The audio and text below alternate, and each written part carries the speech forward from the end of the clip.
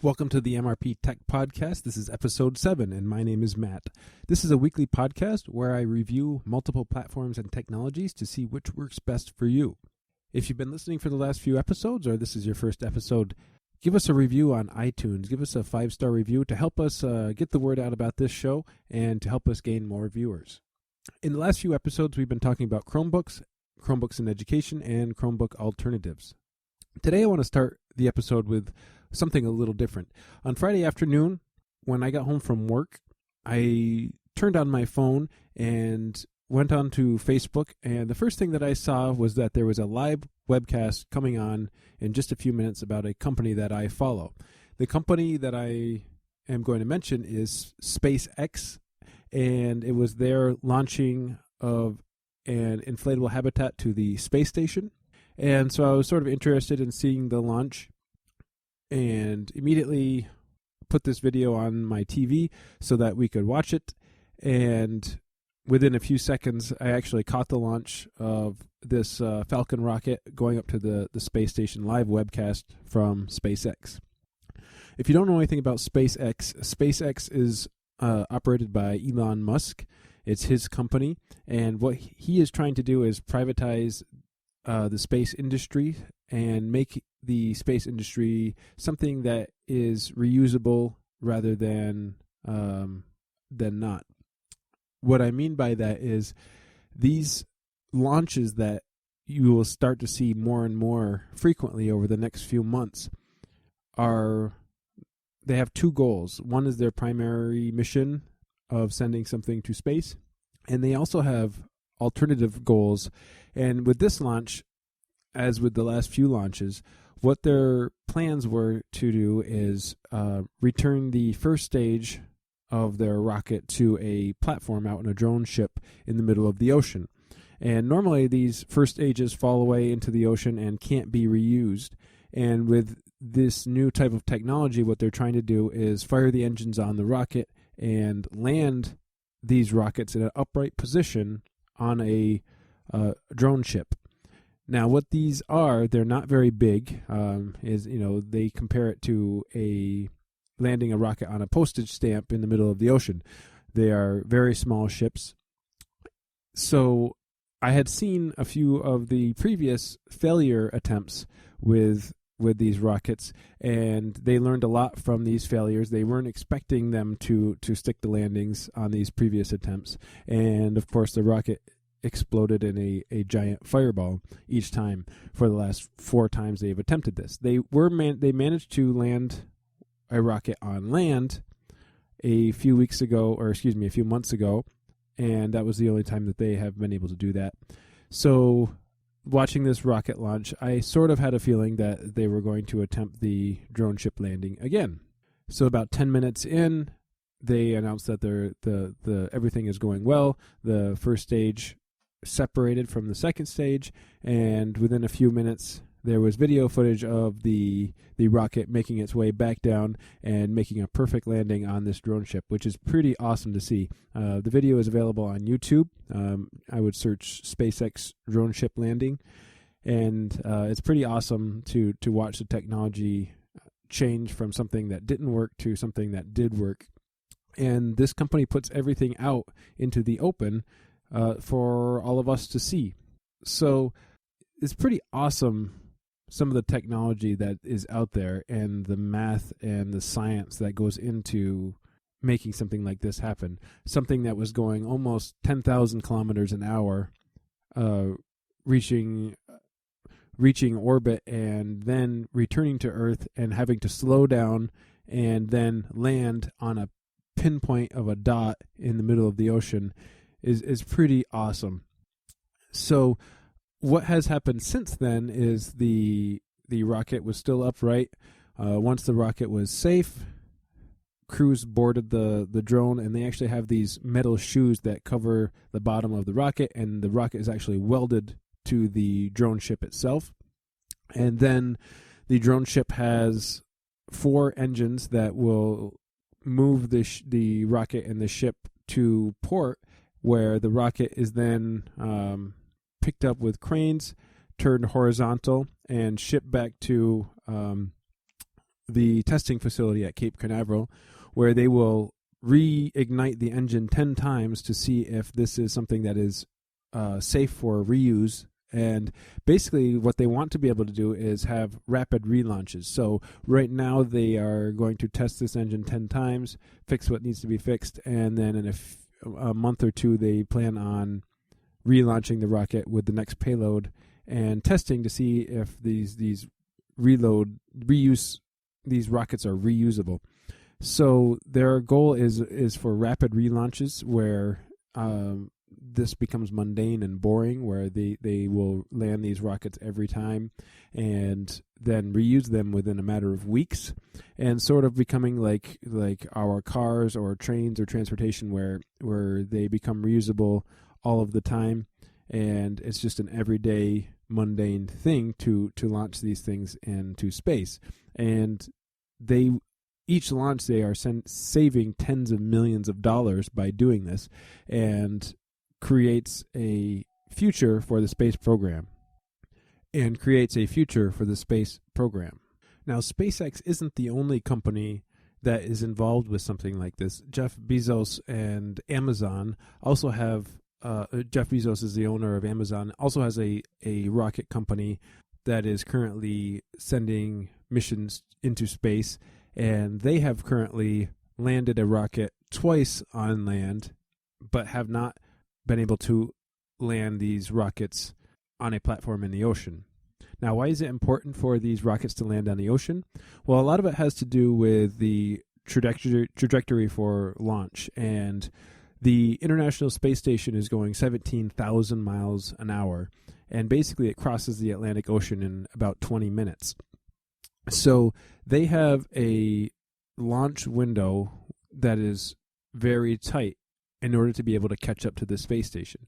And the orbital dynamics that they use, the math that goes into catching up with the space station is pretty awesome. If you've never seen how they actually meet up and dock with the space station anytime the shuttle launched or current rockets from Russia launch, it's really neat to see how they do it and how they have to adjust their orbits to meet up with the space station that's going 17,000 miles an hour.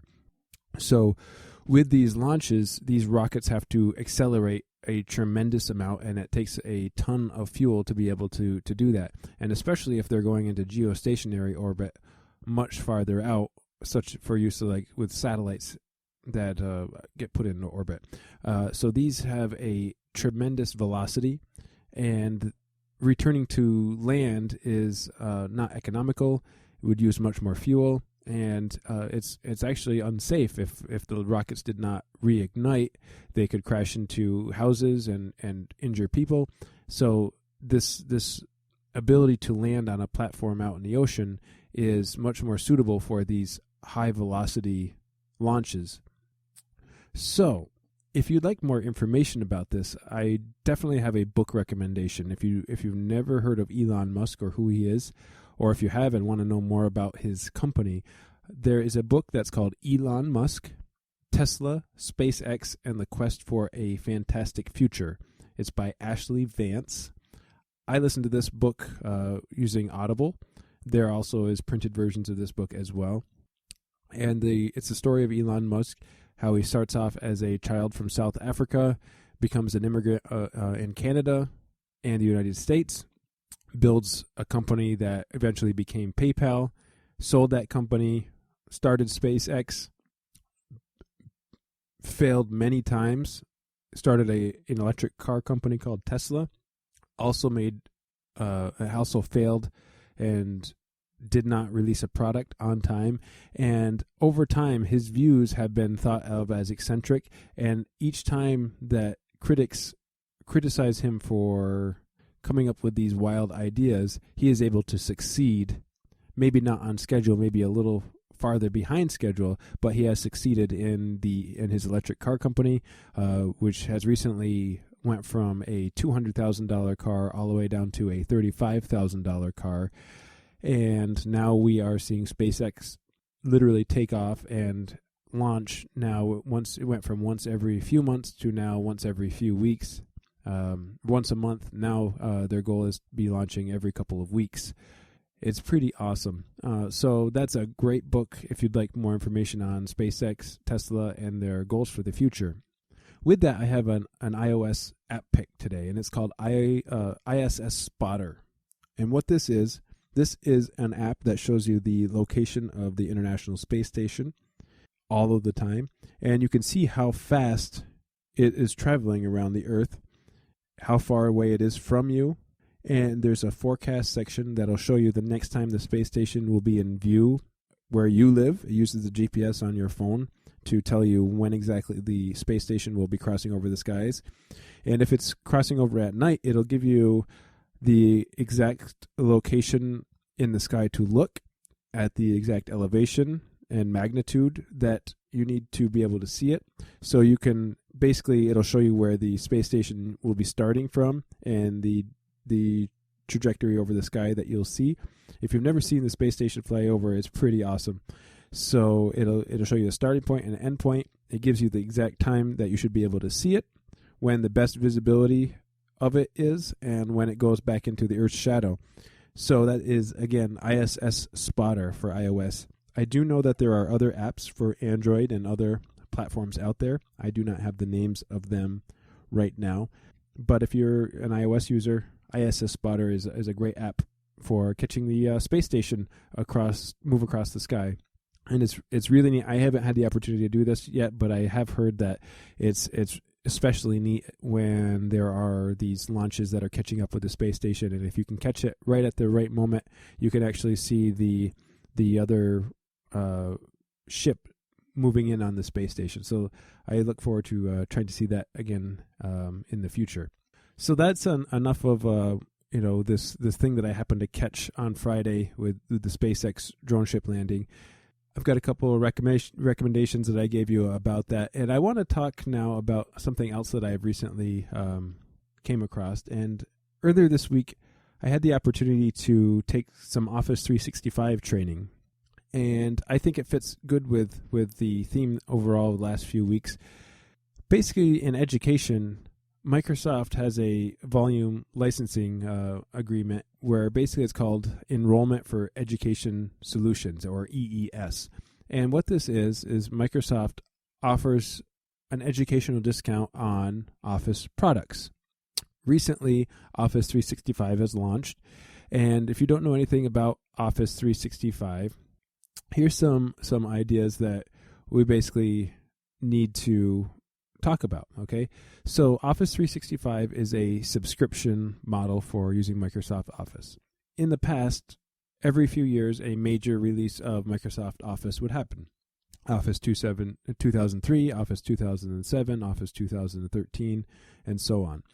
So with the ability to get online becoming easier and easier, Microsoft has created a cloud service, a web application where you would connect to the internet to use Microsoft Office. Now, there are pros and cons of this. Basically, the first thing is that this is in the cloud, meaning that it exists on the internet and not on your computer. So you can download a local client for Microsoft Office 365, and you can install it on 5 different devices. It connects with your SkyDrive storage. So all of your Word documents, it's not called SkyDrive anymore, it's called OneDrive. Sorry, they changed the name of it a little while ago. So it connects all of your documents and you can store them in the cloud using OneDrive.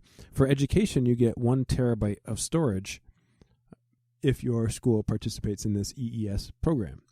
For everyone else, it's a subscription model where you pay a yearly fee for the use of Microsoft Office. So instead of paying $300 or $400 for a product, you pay a yearly subscription for as long as that you want. And the yearly subscription used to be $99 a year. It may or may not be the same price now. You can also get a perpetual license, meaning you only have 1 copy of the software put on 1 machine, and that is license is good for the life of the machine. So again, you can use this on 5 devices. You can use it on iPhones. You can use it on iPads. You can use Word on Android devices. You can use on Windows PCs and Macs. So it's available on multiple platforms, which it's a great thing. You can use Office 365 on practically any operating system because it is a web application. So any place that you have access to the internet, you can access online using portal.office.com. And you can have access to all of your files. When you get Office 365, the home premium version includes Word, Excel, PowerPoint, Outlook, Publisher, OneNote, and Access. There are other apps available, and OneNote is not included in the Mac version, but there are other apps available for use in education, and I'll get to those in just a few minutes. When you install these apps on your computer, you have to install all of them. You cannot install just Word or just PowerPoint. It comes as a bundle. You have to download everything. And it's touch sensitive. So if you have a touchscreen device, it works just fine in those environments. So during my training, I came across Office 365, and we started exploring Office 365. And the training was very basic. How do you navigate in Office 365? What can you do with Office 365? And it's very easy to use. When you log in, you have an app launcher that launches Word or PowerPoint, very similar to Google Docs, where everything is done online. You can adjust your settings. You can adjust your account information. And you can change the basic themes for Office 365, the way it looks. You can adjust the way the apps are listed, whether it's a default order or the name by ascending or descending, for those who like a little bit more customization in the way that it's looking. When it comes to things like Office 365, what you have to keep in mind is that everything that you do is online. It's stored in the cloud. So all of your documents are stored online. If you don't download the local apps, everything will be online. You can download your files to your computer. So if you're knowing ahead of time that you're not going to be connected to the internet, you can download your files from Office 365. You can share your documents with other people. You can share and collaborate documents with teachers or students. And it's very easy to do. You can share a link or you can share the document. You can create a view only or make edits and changes to these documents through this shared access. One of the cool things that I learned about was the use of an app called Sway, where you could take a PowerPoint presentation and import it into another app called Sway, and you could make it much more interactive. By making it interactive, you bring your presentation to life. You are able to make your presentations more interesting, and just an extension of PowerPoint in itself. There's also another app for education that's called Class Notebook. And in this case, the Class Notebook, you can create a class notebook for students, and it's sort of like the Google Classroom where you create a website for your students. It's not as user-friendly as Google Classroom, but very similar, and there's a learning curve to it, but at the same time, there's a learning curve to just about everything new that you're learning. One of my favorite things that I noticed about Office 365 was an app called Delve, where if you have a bunch of different documents in OneDrive, you could easily search. So as a school district, if I wanted to search documents on attendance, I can type in attendance, and all of these documents will be, anything related to attendance will show up after that keyword search. So again, you have access to Word and Excel, PowerPoint, OneNote. You can create class websites with Office 365. And as I'm going through the training with Office 365, I started to ask questions about what Microsoft Office has to compare with Google. And the person presenting with Office 365 managed to tell me that she's supposed to be, she's not supposed to discuss other platforms, but after a few minutes of poking and prodding, she managed to spell out that she actually prefers Google Apps over Office 365. And so some people enjoy the professional look of Microsoft Office 365. Some people don't like the subscription basis of Office 365. I could purchase Microsoft Office 2010 or 2013 on a computer and keep that computer for 10 years. And in 10 years, I've still only paid the price that I paid for it in the big box store. Whereas now I'm paying the $99 a year fee for those 10 years, 20 years, the rest of my life. And I'm paying much, much, much, much more over that time period. So the cost is a lot, but you are also getting quite a bit by paying these subscriptions. Your Office is always going to be up to date. You're also getting the maintenance on Office. You're also going to be getting new features. And basically, accessibility is something that you're also paying for. It lives in the cloud. You don't have to pay for the storage of your files to be on your hard drives. You don't have to buy extra hard drives. You don't have to... you have more access to your documents than you would if you were just using it on your computer. For me, I have my computer with me most of the time, and that's not really an issue. I don't use Office enough to want to pay a subscription of $99 a year. I've got free word processors